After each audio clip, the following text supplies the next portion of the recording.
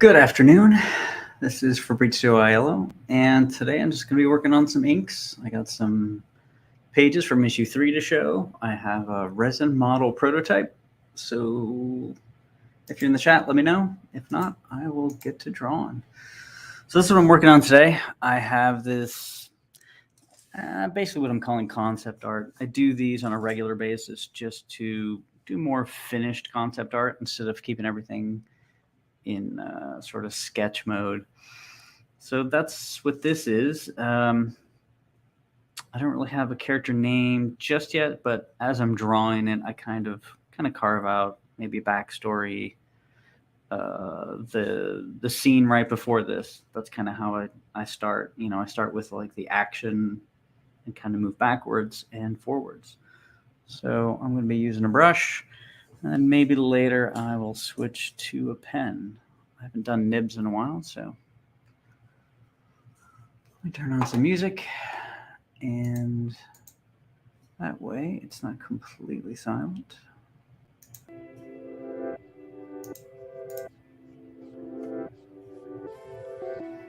Alrighty.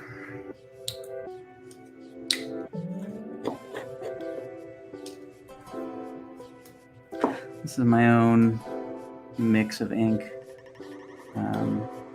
Sometimes I have a little water, sometimes I let it dry out, but depending on what I get right now will dictate whether or not this is a good inking session or not.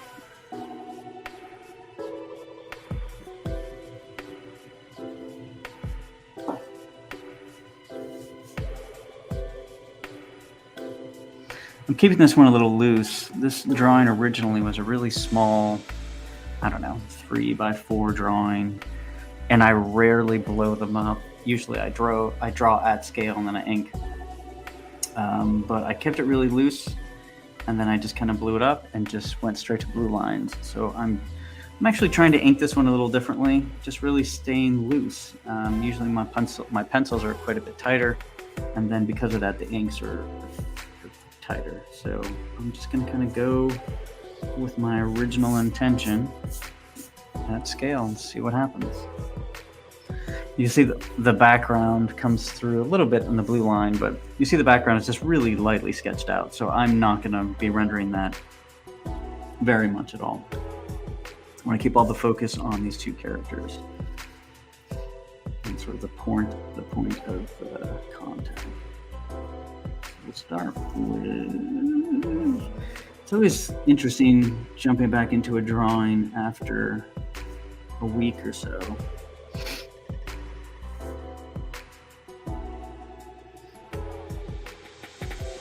I'm also inking the lines that I made at that scale. I was really curious how that would look too. Instead of fixing everything as I go along, I'm actually going to ink, I think for the most part, all of the lines.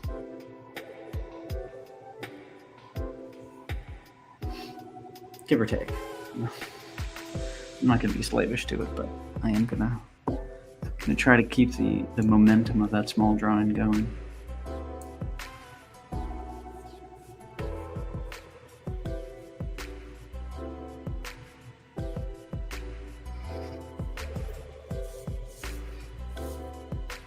Concept art is really interesting. I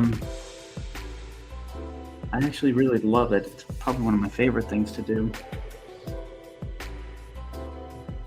So I have just stacks and stacks of characters. I don't know if I'll ever use any of them or all of them, but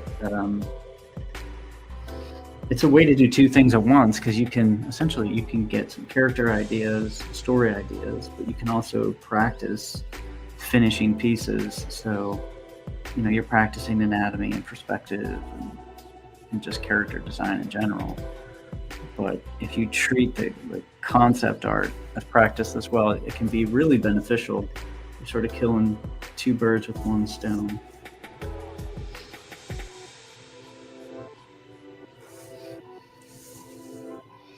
I'm still trying to figure out how I'm going to really start this drawing here. Maybe I'll do a little bit of the background.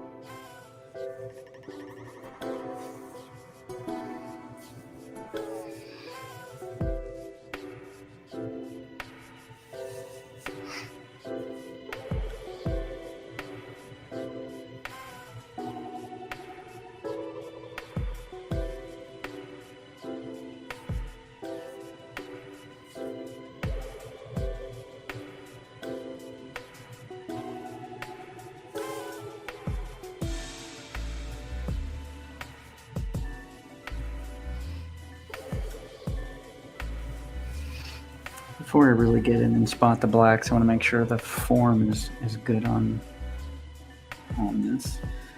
If the form isn't quite right and you start spotting blacks, and things will just kind of fall apart. Like this leg here, you gotta try to fix this. It really flattened out in the last inking session. And that's quite a bit thicker than I would like, because you really want to keep thick lines away from the light, but nice. Sometimes you got to fix things and go against those rules. And because of that, what I'll need to do, what I just did, thicken up other lines, because if you use that thickness as sort of a standard or like a base, then you kind of got to go back into the drawing and overall and really thicken things up so it doesn't stick out so much. So I won't go over every single line, but I will hit a few, thicken them up substantially.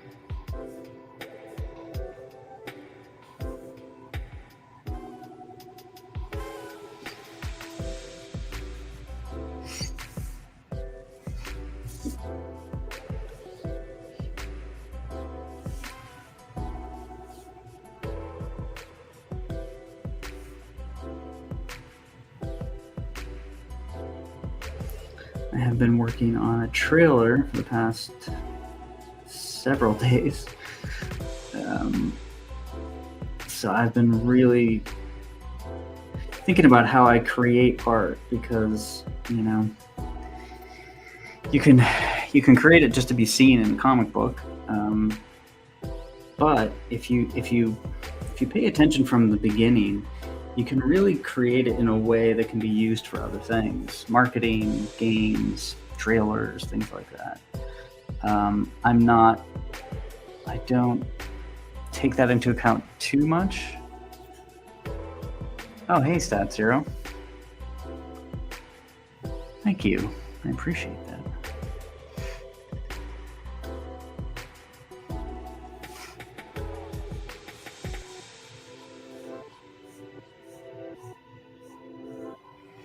Yeah, this is a fun little drawing. I'm not putting too much pressure on myself.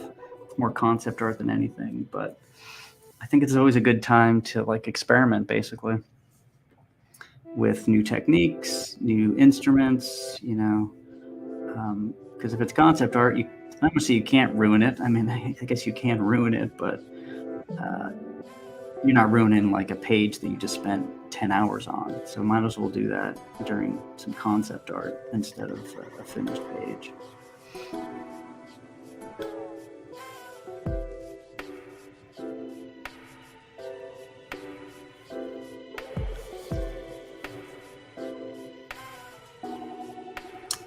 Oh yeah, but what I was saying is regarding like how you construct images. If you think ahead of time, and if you have a little bit of knowledge in sort of video and motion graphics, you can construct the drawings, or at least your Photoshop documents, in a way that'll really help if you ever need to animate them or make big prints or something like that. So that is something I do think about. I don't necessarily, you know, I'm not going to change the composition of a drawing or something like that. But I would say definitely when you're in Photoshop constructing those final pages, you know, you want to make sure that you keep that in mind if you can at all. Oh, I ruined me some concept art in my day. You learn from it. That's what counts. Yeah, 100%. You need those times where you're like, you know what? If I mess this up, it is no big deal. But if you succeed, then, you know, all the better. So for this, it's like, yeah, it's we'll see what happens with this one. As long as I, like, the interaction between Horace and this big giant guy is like the most important. I just like the scale and so far his character design. So I'll kind of play around with maybe the fabric a little bit, or reflections, or, you know, things like that. Because if you don't let yourself like experiment, then everything is like stressful.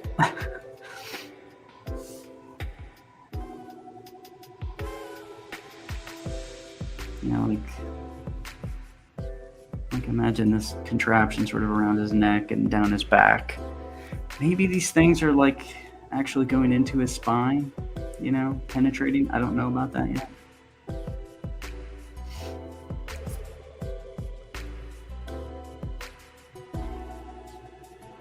Maybe this thing is part of a bug. I don't know.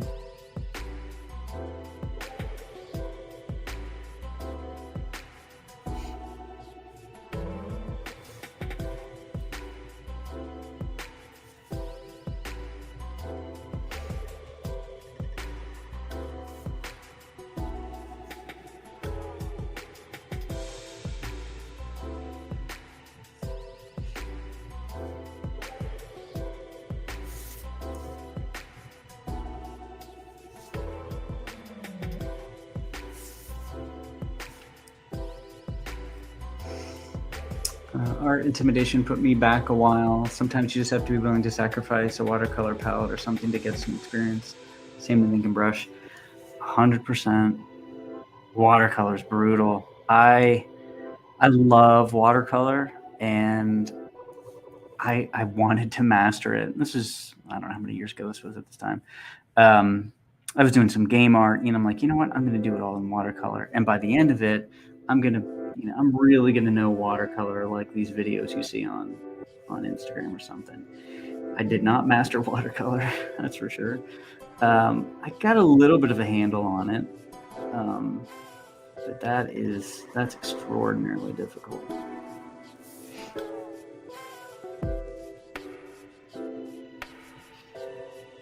But yeah, the other thing too is, you know, if you experiment, we'll say with watercolor or ink washes or something like that, and even if it's not a complete success or failure, it's sort of like somewhere in the middle. I'm really convinced that you take what you learn there and you can potentially apply it in other mediums later on, and you might not even realize it. You know, maybe you were trying to like get gouache to do something that really gouache doesn't do, but then you do it later on in acrylic and it works. So I'd like to think it's all good. At least that's what I tell myself. I mean, to be honest, I did charcoal for years, and I think it really helped me like choose values. So maybe even if you don't realize it, you know, playing around in that stuff can help.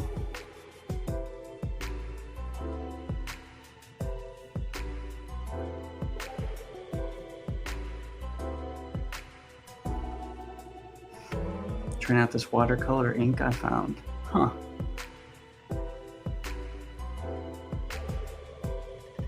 That's interesting.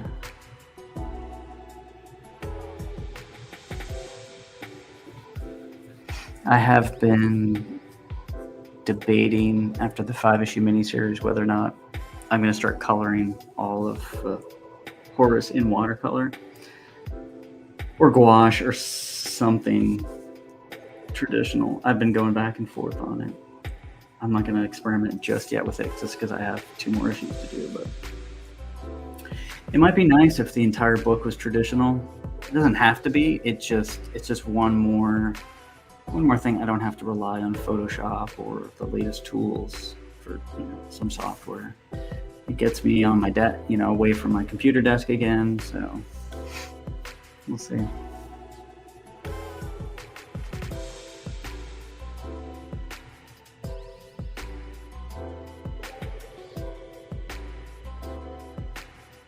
One thing about brushes, for me at least, is you can really fudge detail. Like, just kind of do some squiggles, some blotches, you know, and you can kind of fake some detail if you need to quickly. Whereas with a pen, it takes forever to build up that value. Oh, hey, Captain Goodnight. How's it going? Did the game your watercolor art was for get released? It did not. I have videos of it, and it's one of those games where I may release it eventually. This was my game, so I did the programming and the artwork for it. It was really complex. It was 2D, sort of point-and-click adventure. I still love the idea of the game, so I didn't want to completely say that it's never going to get used. But I might actually post some videos. I mean, these were just prototype videos I did of the kind of game it is. It's like a murder mystery, Lovecraftian, kind of creepy town. You investigate. There's a lot of... It's story-driven, so there's a lot of talking to the locals, getting clues, and stuff like that.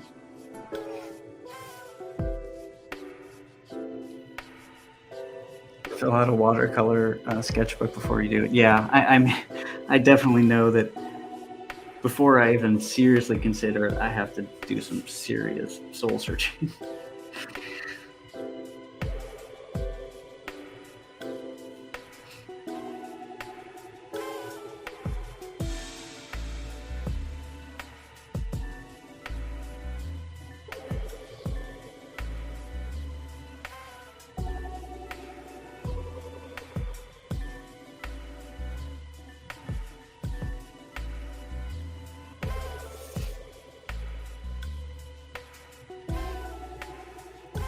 This is pretty off topic, but I just watched Goodfellas again for the 20th time, I think. I don't know.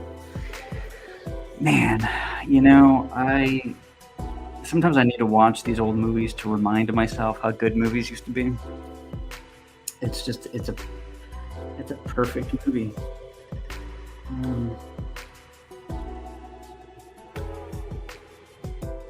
I do try to, even with a movie like Goodfellas, though, I'm still thinking, is there something, like, in narrative structures, or, is there something that I can use in my writing? I guess we'll see, but, man.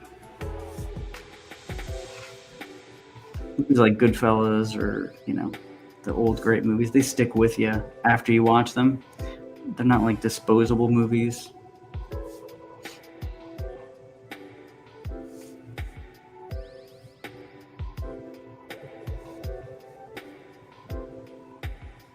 Same boat. I bought a few newer movies. They're still in the plastic. Yeah. I know.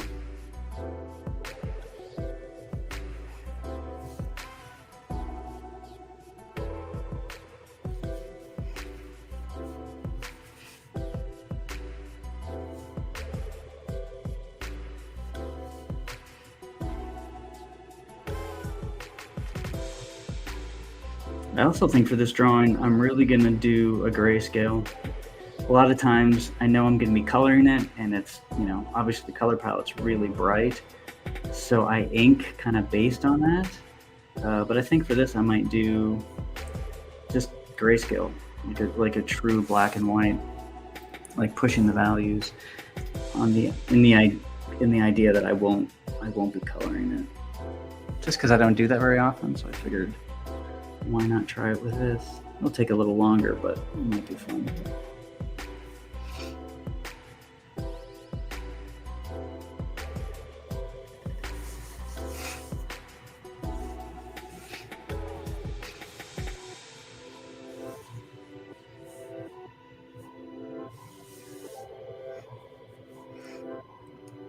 Hey Blake, Mausoleum crew in the house. How's it going? No hiking? It's like 80 degrees where I'm at in Pittsburgh currently, but it's about to rain, so it's actually a nice time to be inside and do something else. Thanks for popping in, though. Oh, you know what? That actually reminds me. I know you were talking about 3D printing and all that stuff, so I'll pull out that resin prototype that I wanted to show. So, now this is a lot bigger than the one that I'm gonna be getting produced. So this is I think this is total 8 inches tall, and some of the scaling got a little distorted. But The one that I am getting produced currently is 5 inches tall. So I just used a resin print service since my printers are currently in storage and whatnot. So I just used an Etsy resin service to print this. So I gave them the ZBrush model, and what I did is I cut and keyed the ZBrush model. So I did that aspect of it, since I'm really familiar with that. And then you just make sure it's scaled to the right size, and then they'll print it, they'll clean it for you, and they'll remove all the supports, and then ship it. Price was, I mean, for this, it was total with shipping $80. So that's a bit much, but it is a one-off, you know. So whenever I upload the file, the ZBrush file, it'll be keyed and cut like this, and then basically anybody who has a 3D printer can print it, or if you want to use like an Etsy service, you can do that. And maybe I'll even post a couple different sizes, so I'll do maybe 3 or 4 inches, 5, 6, 7, 8, something like that. Yeah, so it turned out pretty good. Thank you. I appreciate that, Blake. I was surprised because it's been years since I used a service to do that, and this turned out quite a bit better than the last time I tried to get something printed.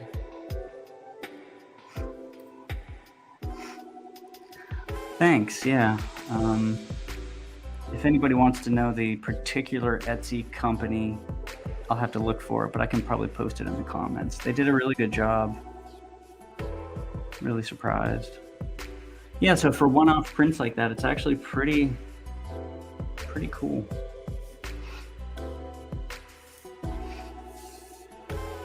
I'll probably do a couple more tests just to make sure that the ZBrush model that I'm posting is, you know, right size and everything works.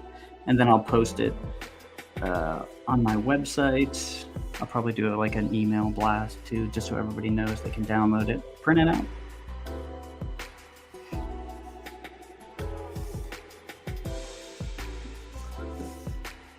So this area is looking pretty done.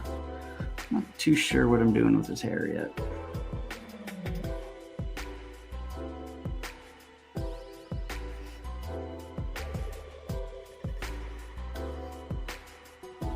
So after every issue, I always pick a few topics to essentially practice.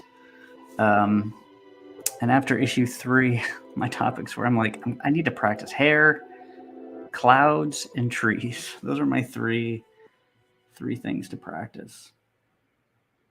Just because in issue 4, there's going to be a lot more people that I really want to make sure that I'm not like struggling with the hair whenever I need to. The one thing I know I can draw is books. So I got that under wraps. So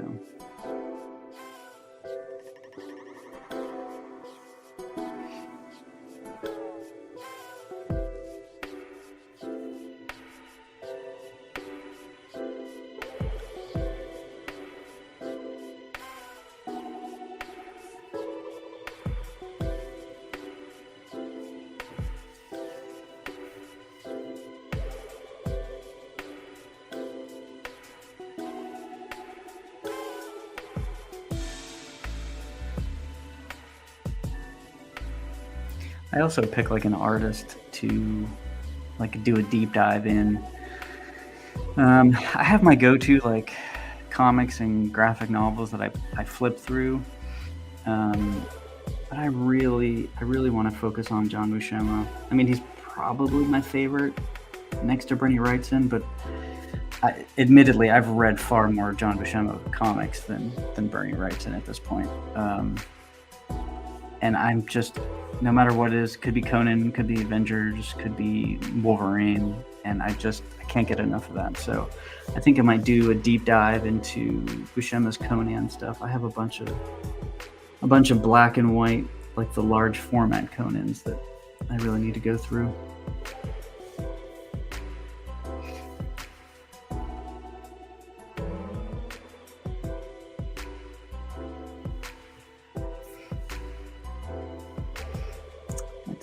That's some pretty intricate brushwork. Oh, thank you. I'm trying to keep this one pretty loose, to be honest. I'm not trying to get too... Unless you're talking about Buscema. That what you have next to your desk, Buscema and Wrightson? Yeah, I would have to say out of all the artists, those are probably the two that I refer to the most. I mean, David Mazzucchelli for sure. With Year One and Daredevil, The Goon. I don't know. I think I just get into like phases. Sergio Aragonis, like his Gru stuff is just absolutely some of my favorite stuff. And the humor, there's no doubt that kind of humor is really my kind of humor. Cook, Watterson, and Rosa. Actually, I don't know Rosa, unless I'm blanking on that. Yeah, Watterson's just too brilliant. Just too brilliant.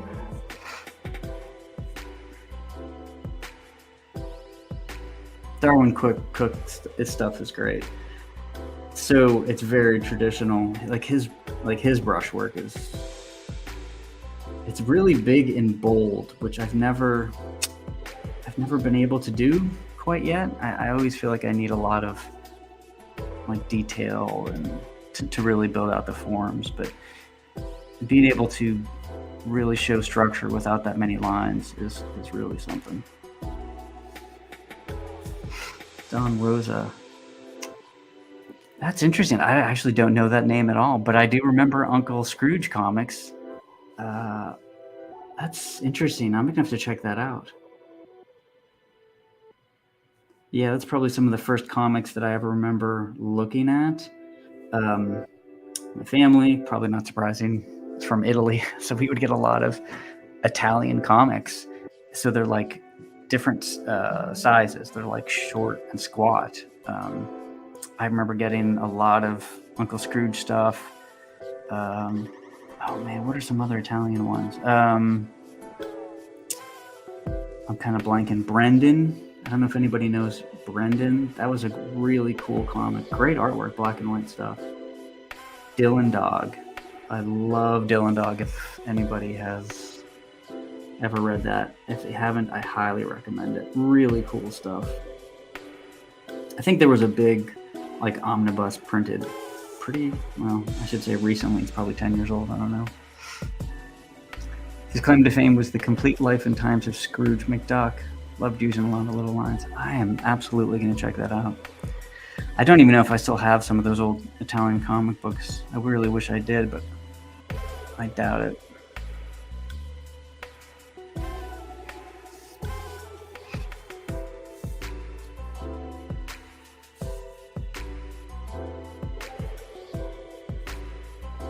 So in order to make this arm pop, I really need to put a lot of black on Horace's pants to really push it forward.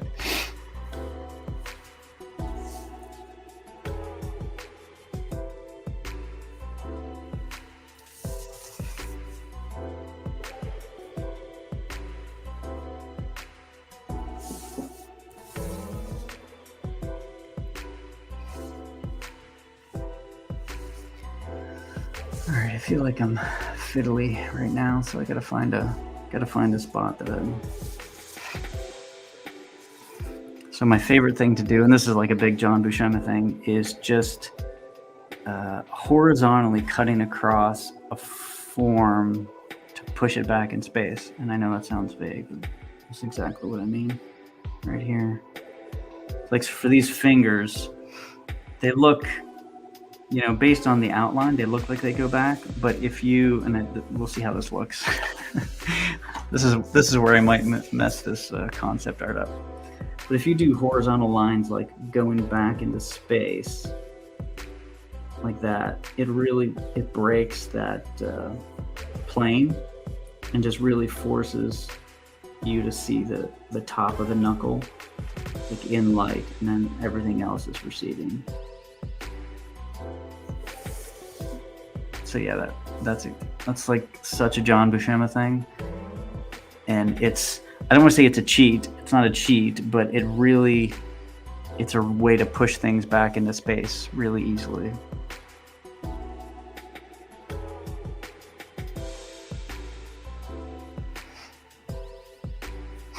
I have to find some good Euro albums. I collected the Black Sad stuff, Talk About Watercolor, and the Al Hubbard, Donald Duck stuff that was printed only in Europe. Yeah, I know of Black Sad, but I haven't read it. Al Hubbard, Donald Duck stuff. It's so funny, until you mentioned that, I haven't thought about that in so long. Whenever I used to go to Italy with my family and then on my own later, my suitcases were legitimately filled with comic books. It was kind of a nightmare. But at the time, it was really difficult to get that kind of stuff. So I would pack my books or my suitcases with comics.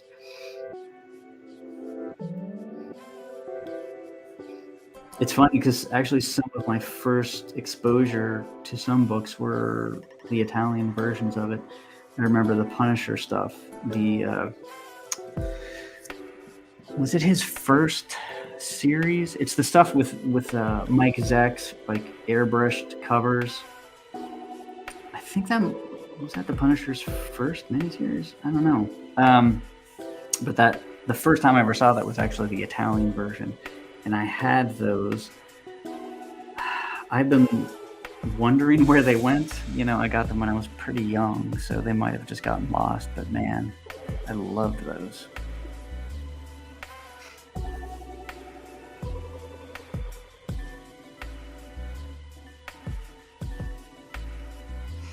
I like hatch style inking. You always saw a lot of that with guys like Buscema and Corbett. Oh, thank you. Yeah. Cross hatching can get, and this is a Richard Friend thing, and until he said it, I hadn't considered it as much. He's like, cross hatching can get ugly sometimes. I'm like, really?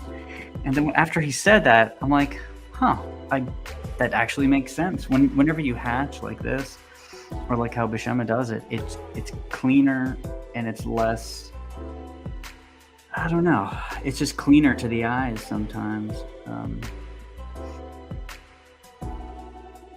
Makes color work easier too. The more the rendering is taken care of, the easier it is to get away with flat colors. 100%. Yes. Yeah.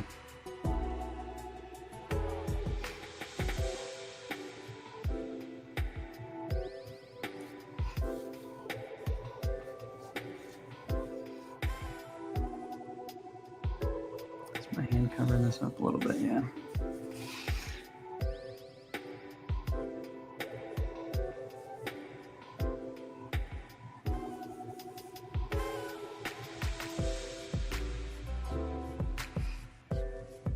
Yeah, Buscema's stuff, not to go on and on, but hey. Like him inking his own stuff, was always the best. I usually think people that ink themselves, it's probably the best way to go. I'm trying to think of a scenario where that wasn't the case. I'm sure that those exist, but I think of even people like Jim Lee. Like, I like his inks on his own work better than the famous, inks of Williams and Scott Williams and Jim Lee. I still like Jim Lee's style much better.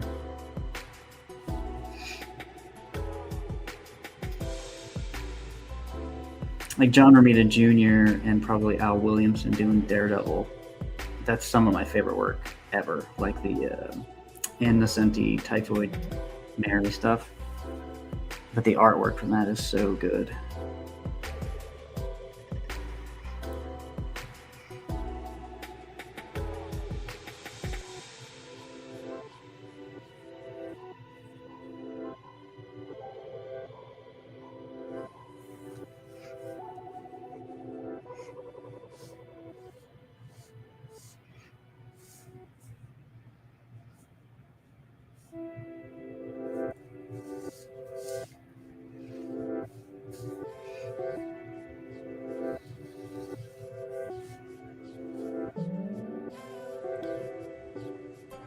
I'm getting most of the JR run in those Marvel Epic collections. 2 volumes takes most of what he has. Yeah, like the Inferno run, the Typhoid Mary run. I loved that stuff. Loved it. I think that's when he was at his best. Yeah.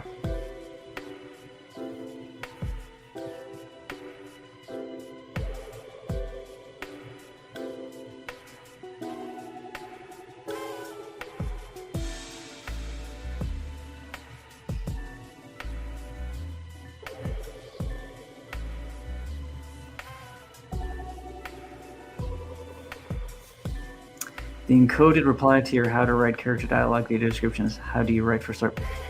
You know, I tried to decode it, Captain Goodnight, but when I copied and pasted, the letters weren't reading, and I kind of didn't know what else to do. But thank you for that. Typhoid is on the next book release next month, I think. That's going to got the Daredevil versus Punisher book. Oh, man, so good. So good. How do I write for Slurp? I take the same approach. It's a little different because nobody knows what he's saying, but I still approach it the same way, as in, like, what would he say in this scenario? And then I think it's kind of fun because he sometimes might have really important information that would help Horace, would help the gang, would help the mystery, but nobody knows what he's saying. So to some degree, I mean, if it's, you know, you can infer what somebody is saying sometimes, but in some scenarios, you know, if it's real specific, they're not going to know what he's saying. So I like that idea. That way, if somebody does figure it out eventually, they can go back and realize what Slurp is saying, get maybe a little more out of that.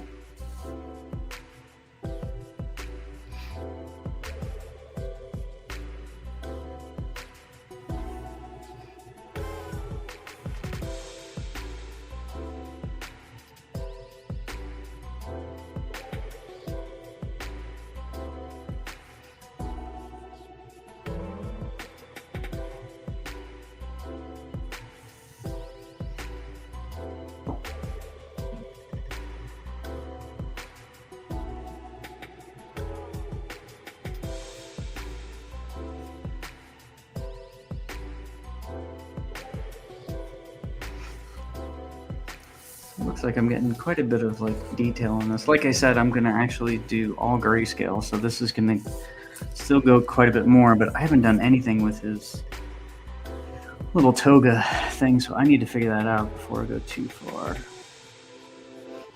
So he has these like shoulder, I don't know what they are. It's like a little mini cape on his shoulder.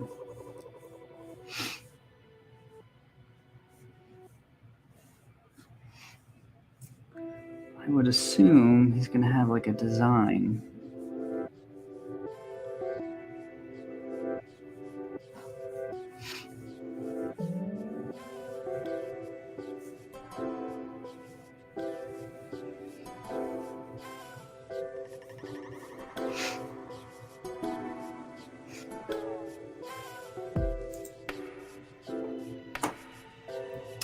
Captain Goodnight, he refers to Horace as master. Is Slurp's personality like that, or of a loyal pet? Kind of. We will get into how Slurp and Horace met, which I think is pretty funny. But it'll kind of answer, first of all, why Slurp is around and he is loyal to Horace like that, and why he calls him master. But yeah, I would say from the outside, you know, he is, I think I referred to him as like a cross between, did I say a vampire and a golden retriever or something like that? And that's kind of how I see him currently. So, but we will get into the specifics eventually. Not during the miniseries. The miniseries is pretty loaded already. But we'll get to see whenever Max met Horace. We'll see whenever Horace first put on the vacuum.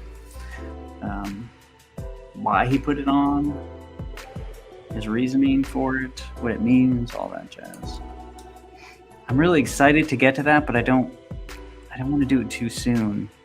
I felt like if I just, on page 1, you know, we give a backstory and a history of Horace, it would just completely ruin sort of the mystery. And plus, I just wanted him to jump in and start solving cases, and then we can get to the specifics later. One of my least favorite things is specifically in movies, not so much comic books. I'm okay with it in comic books.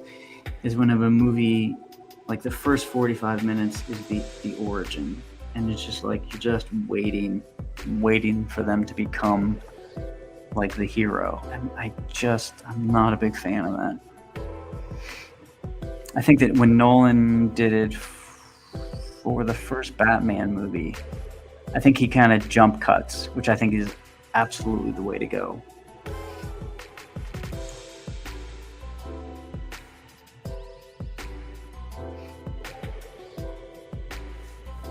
And so we have a little bit of stuff going on. I will say this too, that using a brush allows me to do fake lettering a heck of a lot easier than a pen would, because you can really imply letters with thick and thin strokes pretty easily.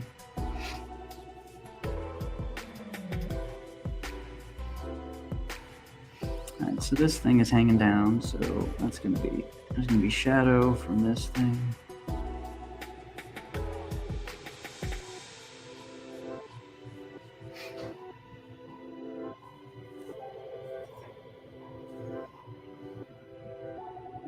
You know what? I do have a couple of pages of issue 3 that I wanted to show today too, so maybe I'll go over that. All right. So issue 3 is done in the can. It's finished. I'll be starting issue 4 after I'm done with the trailer, which the trailer's looking pretty good so far. So this is a page from issue 3. I don't believe I posted this on social media just because it's a pretty big reveal on issue 3. We meet a new character. I think his name is the Loquat, but it's not too much. It's not giving away too much. We have a page here where running doesn't get him anywhere. And this whole issue, well, not the whole issue, but a big chunk of the issue is set underground. So there's a lot of caves, a lot of underground weirdness going on. I actually really dug this character. All the characters that I do introduce, I think virtually all of them do show up again. So it'll be rare that we see a character and then we never see them again. I like following up later on to see where they're at, because whenever Horace enters a scenario, he invariably changes something, destabilizes the equilibrium. So this is a scene. I don't want to get into the scene, but you'll see like a device that Horace has made. And he hasn't done that a lot up until now. He does it a little bit in issue 2. But this we really see where Horace makes things. And he makes these devices that function, even though they look like they should not function. And whenever we learn about his backstory, we'll learn why that's the case. And he has a prisoner with him there. More caves, lots and lots of caves. Blake looks fantastic. Thank you. Issue 3, I'm actually extraordinarily happy with. You always want to make things better on each subsequent issue, and I feel like 3 is definitely my best issue so far, writing and art. This is like an interior shot, so this is sort of a flashback, we'll say, to kind of a scene of a guy who gets a little too in depth in sort of the occult, supernatural stuff, and then we see sort of a callback reference to issue 2, that sort of great library, which again nobody's seen that yet, but I think people are aware of it at least. Again, lots of books, just more and more books, and my official first like normal drawing of a house. It's not a house of books. It's not a creepy, crazy house. It's just a regular old house, it's officially my first one. And he's drawn some symbols on the wall, a cut in his hand, some blood splatter there. So Yeah, so those are a few pages of issue 3. Again, that's completely done at this point. I will be starting issue 4 in a couple weeks, and so I'm excited about that.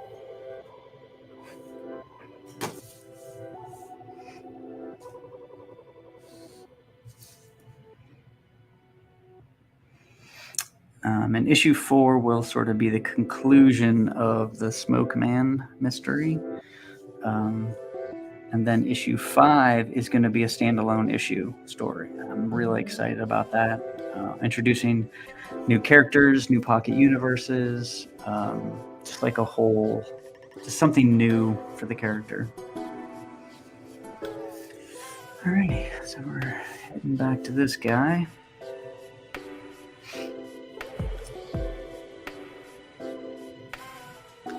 So we definitely need quite a bit more black, or we need things going on for him, just because that's a lot of white space. So he is sort of towards the edge of the camera, so it's okay to maybe black some stuff out, and then I'll fade that stuff in later.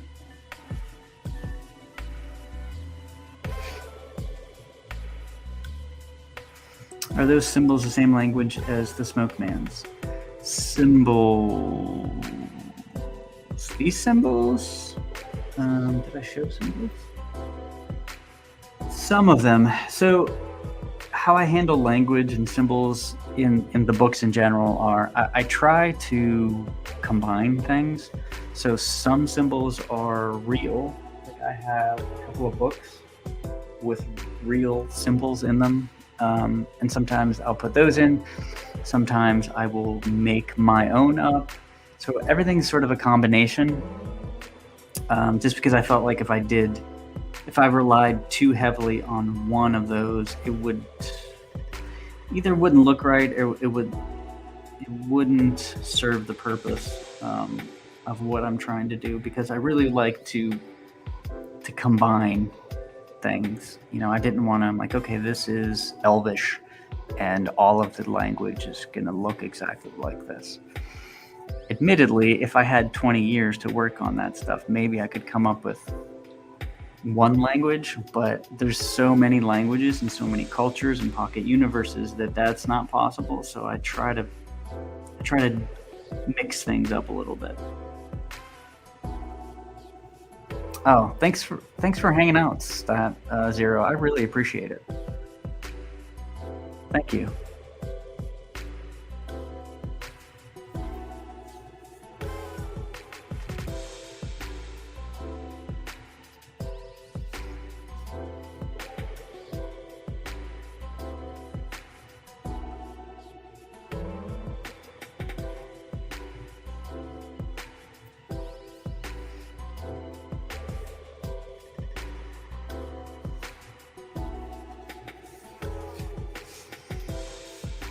We're getting somewhere with this. So that black helped just sort of ground that a bit.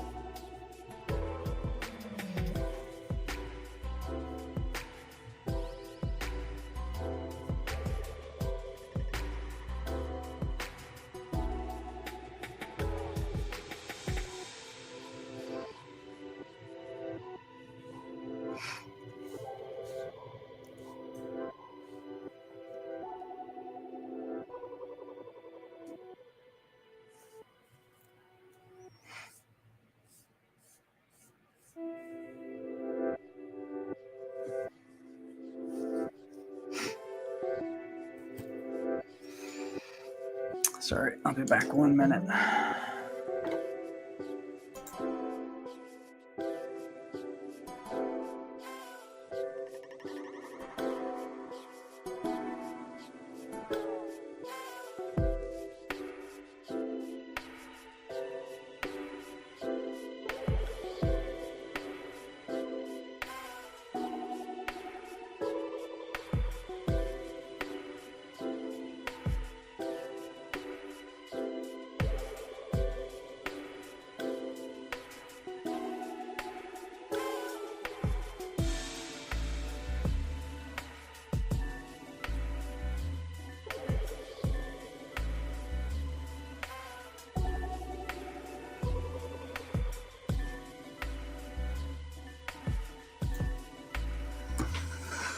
Alrighty, so I think next probably work on maybe Horace's legs. That's a lot of white space that hasn't had any attention paid to it yet.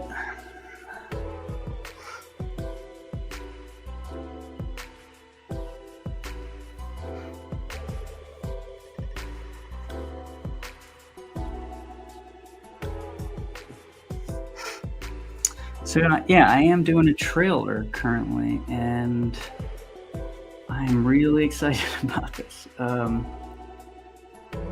used to do motion graphics back in the day, so it's been a long time since I've had a chance to do that, and I'm rusty, no doubt. But once you get into it, again, it can be a lot of fun. So using my artwork to make a video is it's fun. I'm giving myself time to do it too. I'm not rushing it, but I think I should have something probably in a week. So his knee here, I'm going to do the same thing I did with the fingers over here. I'm going to attempt to just hatch the direction of the plane and see what that looks like. Now, it's either that or I completely black it out, so I will hatch pretty closely and see what that looks like. If not, I will black it out. Because it can go one way or the other, honestly. There's no, I would say in this scenario, there's no right answer. Just gotta see what it looks like first. And that looks pretty good. I'm going to keep it like that for now. If I have to go black later, I will. And also what I do is whenever I hatch, I always sort of cap the hatching for that. It just gives a little more plane change by doing that.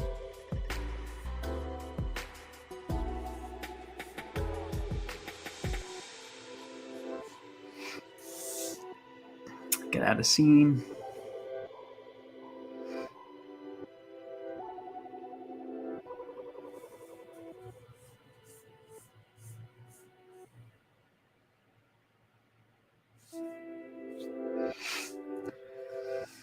All right, so I'm going to work on Horace a bit.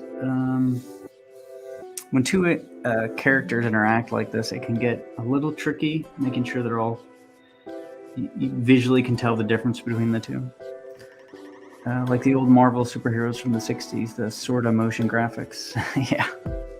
Yeah, exactly. That's 100% what it is. And like, I know that going into it, it's still fun, you know? After Effects has a lot of really great features that you can leverage to do some fun animation.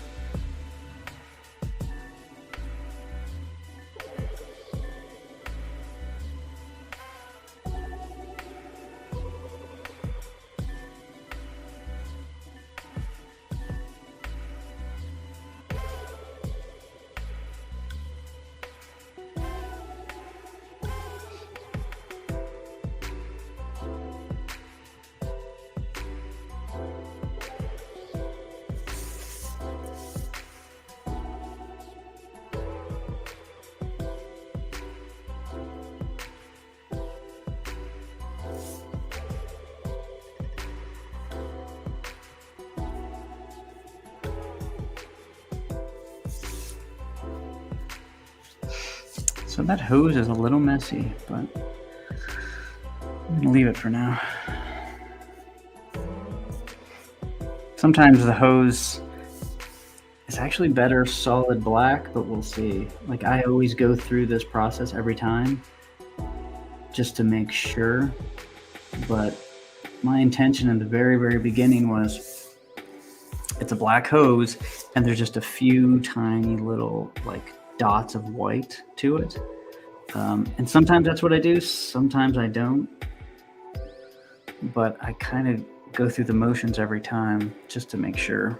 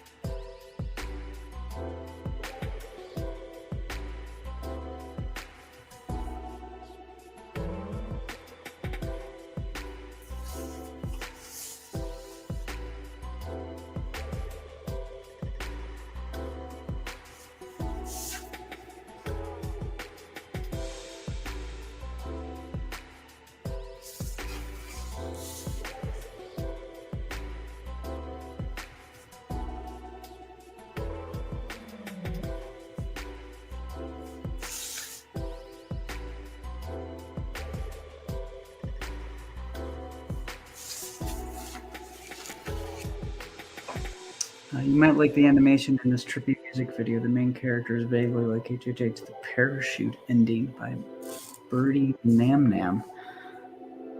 Yeah, sure. I will definitely check it out. I have never heard of Birdie Nam Nam before.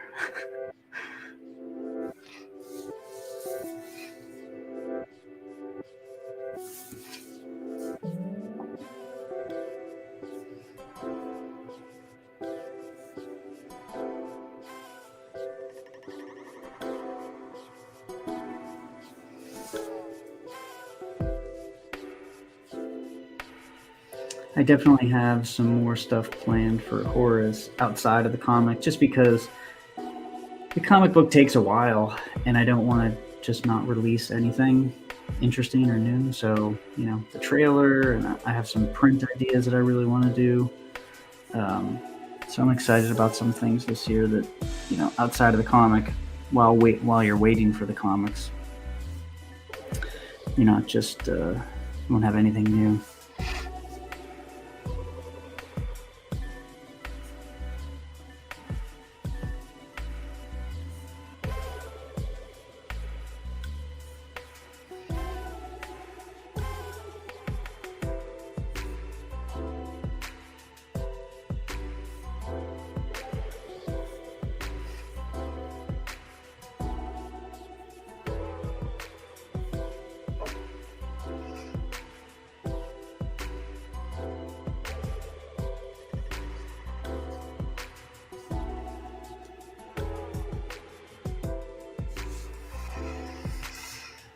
Alrighty, let's see. It's actually looking, getting there. We need to pop out this hand from the hand that's holding them.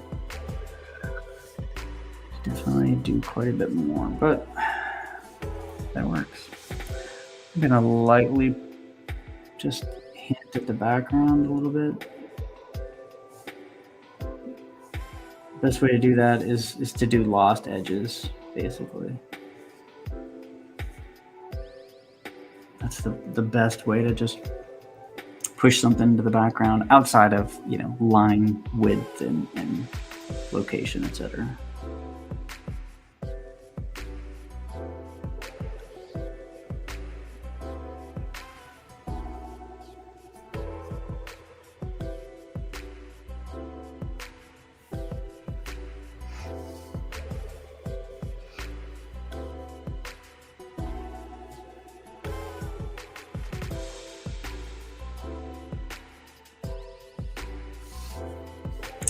Yeah, we'll see what a more, like a looser Horace H. Hoover looks like in the end here.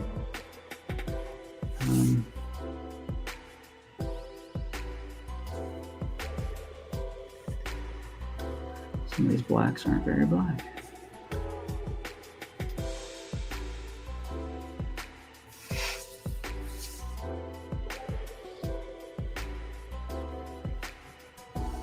I gotta white that out.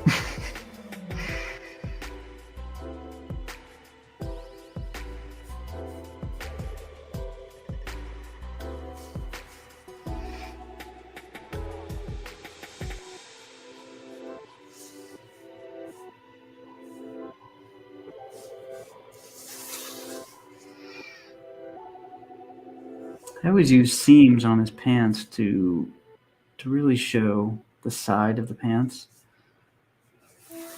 Legs can look like tubes a lot of times. So just actually showing the construction of the clothing can help a lot. I always put seams on his gloves too, on the sides of the fingers and on the sides of the forearm part.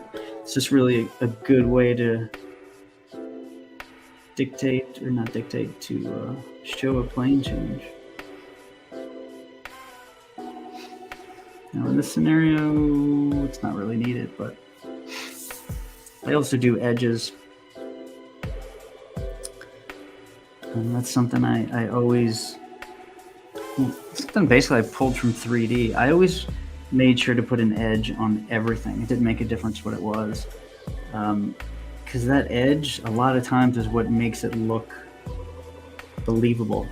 Like for example, if you had a 3D cube or something, it doesn't look real. But if you put an edge on it, if you bevel the corners and the sharp edges, it looks like something that could actually exist in space. So I kind of take that into 2D sometimes. So I make sure that I try not to leave every edge crisp, because that looks like a 2D inked line instead of an edge of an object, if that makes any sense at all.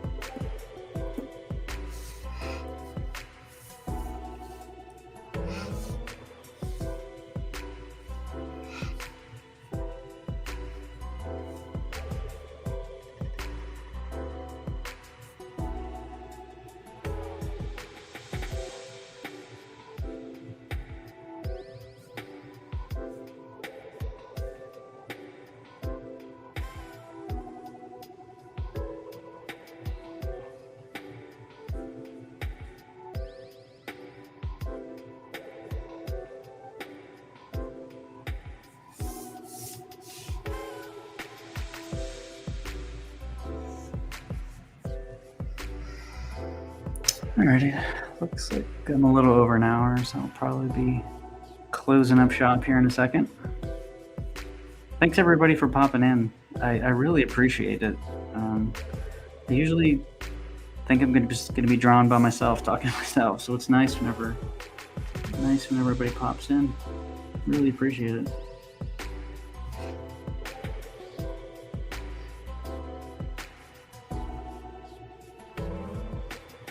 And you'll have to let me know what you think of the trailer whenever that drops.